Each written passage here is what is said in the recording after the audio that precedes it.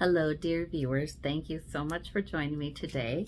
I have something interesting to read on today. Okay, so I have been listening to Donald Hoffman, who is a professor at University of California, Irvine, and he is an author. He's been published several times.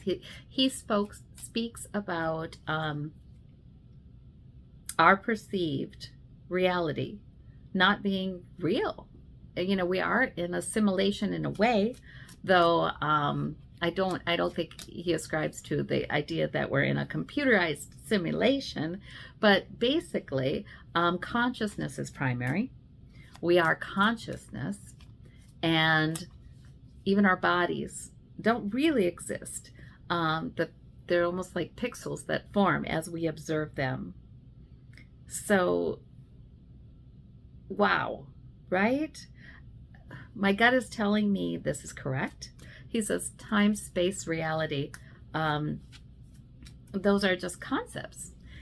And what's so interesting is in spiritual teachings, so many have taught that time and space are irrelevant. They are an illusion. And in fact, my guides, when guides source, a lot of times I say guides, I say source, definitely feels plural, but a lot of times I don't take the time to really look at exactly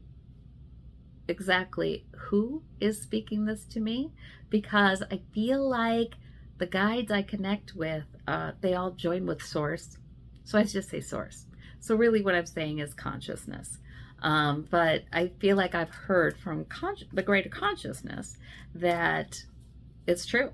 Time and space are absolutely irrelevant. Many times I feel like when people are communicating with beings from the future, those folks know time and space is irrelevant. You know what I mean?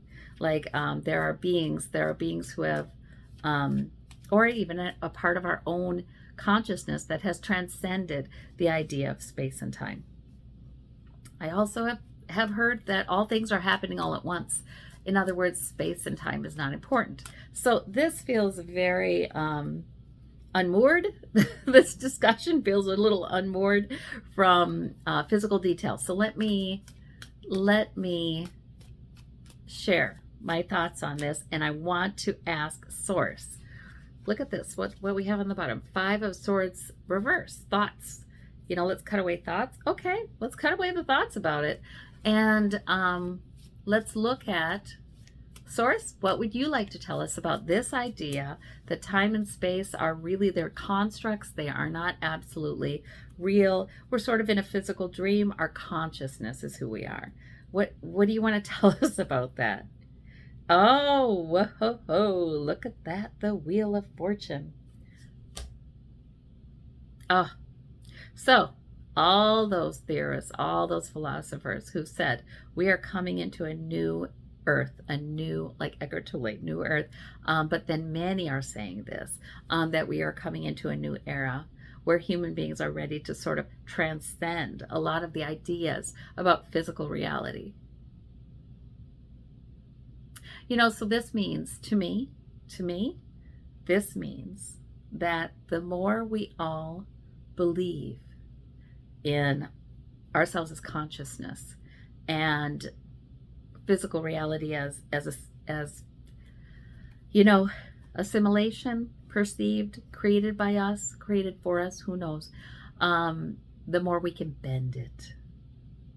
This really marries very well with the law of attraction. It marries very well with the ideas about manifestation.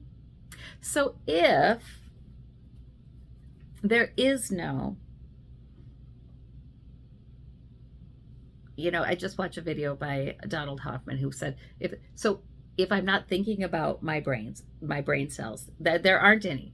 It's only when I would move my focus to them, like get a brain scan, that there they are. But they're like pixelated, just like we know that the picture of our little folders on our desktop, on our computer, there are not actually real folders that are in that computer. These are pixels that lined up together to make a representation of a folder. It'd be the same for even our brain cells.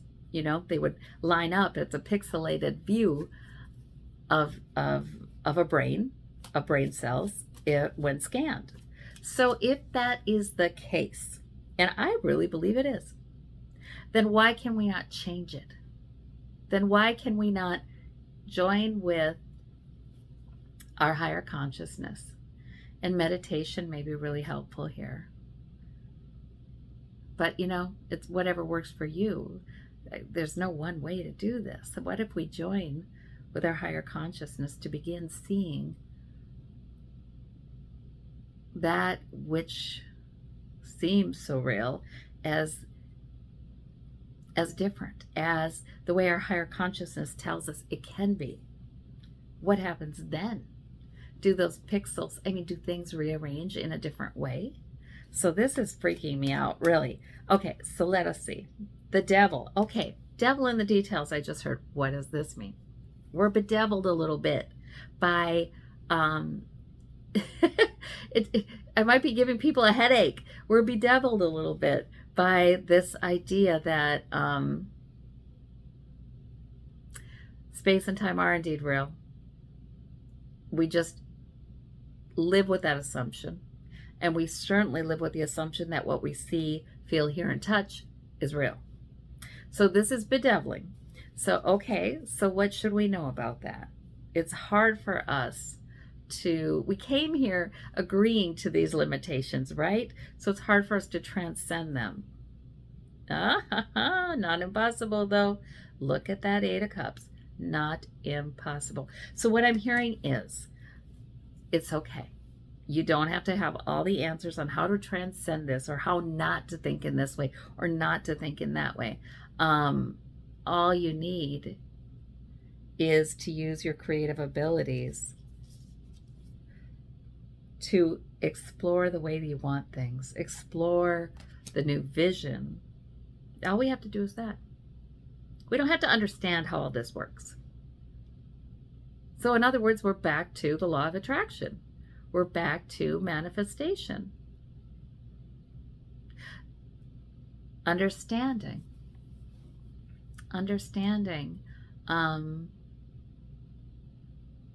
that we have the creative ability to create reality, aspects of our reality the way we would like them, and ask ourselves what we would really like. You know, this is the Eight of Cups. Where's the Nine Cups? Where's what's missing? Where's our wish? What would we like to perceive? What would we like our lives to be? And spending time gazing upon the moon, and in other words, gazing on our own, what's within our own consciousness. This woman is walking in the dark. She is not seeing what her home looks like, what her neighborhood looks like, she is not seeing what she looks like. She's walking in the dark. She is instead intuiting. She is going within. She is going into the greater consciousness and creating her reality as she walks. So all I'm hearing is, you don't need to know how all this works, but please do believe that physical reality is malleable. Please do believe that physical reality responds to what we expect to see. Okay, more about that. King of Swords. There's nothing wrong with using your mind. There's nothing wrong with using your intellect. That I think I'm getting that card because, and I did bring up Donald Hoffman as my inspiration for this video, because he's a scientist. He's a cognitive neuroscientist. He's also teaches computer science. He has multidisciplinary, right? And he is a scientist, and he very much values the scientific method. And he says, yes, we should use the scientific method. We should gather all of the data that we can. Very important. Have a plan for investigating. Have hypotheses. Be willing to disprove hypotheses. He's saying that comes together. This isn't different stuff. This all can kind of point to the same thing. So that's wonderful. So for those of us who take comfort in using the tools of our logic and of science and the scientific method, this is encouraging. But then there are the messages from the angels.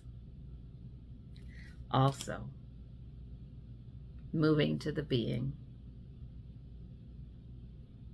and letting it is good to meditate. It is good to work on, move toward being nowhere and nothing, because then we're everywhere and everything. That practice is good. That practice is a way of joining with the greater consciousness. And then sometimes, so that both is what I'm hearing. Both are important for this new beginning. Ooh, ooh, ooh. Okay, so what I feel like Source is telling me here is every single one of you listening, every single one of you, if you begin to believe that you have much creative power in bringing in the physical details of your life, the physical realities, you can change it. Now, I do think of all of the teachers that have said it's very important that you believe you have it. Come to the place where you believe you have it, and then you will have it. So, and do I know how to get there? No. I personally ask Source for what I want, let it happen, and then I believe. I pray for the help to believe. And this morning I was journaling and putting a bunch of things in the hands of Source Energy, which I'm one with. We're all one with. And I kept getting the phrase, look away, look away. Every paragraph, look away, look away. In other words, okay, you've commended it to me now. Now look away. Believe I'm doing it. And look at, enjoy your life. Enjoy what's right in front of you. Believe it's done. So, and that's all over scriptures. That's all over teachings. That's all over Buddhist teachings. That's all over, all kinds of religious teachings. Believe it is done. And it will manifest. It has manifested. Let's just say it. The timing will be perfect. So, I am hearing the good news is we are coming into a new era as human beings. We're coming into a new era where so many of us understand more about this. And what we all believe together can manifest more easily too, because I do believe there is something about corporate belief. We're not in this alone. And I do think there is something about corporate belief in something, the belief of, and corporate meaning, you could tell I was raised Catholic, right? The body, right? The whole physical, all of us, the corporal, that we can together have more power than we can alone. If many believe,